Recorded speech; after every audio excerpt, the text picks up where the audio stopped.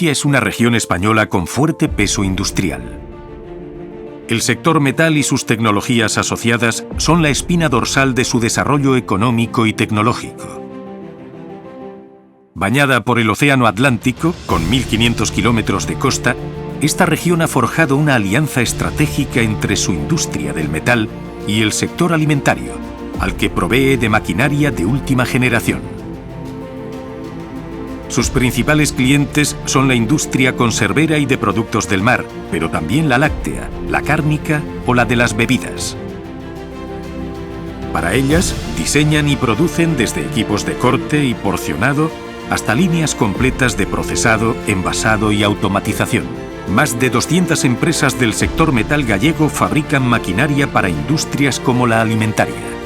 Generan más de 2.000 empleos directos y 1.000 millones de euros en exportaciones anuales, que se destinan principalmente a Europa, pero también a países de América del Norte, de África o a Turquía.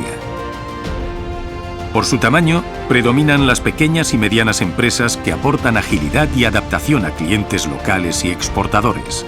Con décadas de experiencia, las empresas del sector han sabido adaptarse a los nuevos tiempos, evolucionando hacia una industria moderna, digital y sostenible.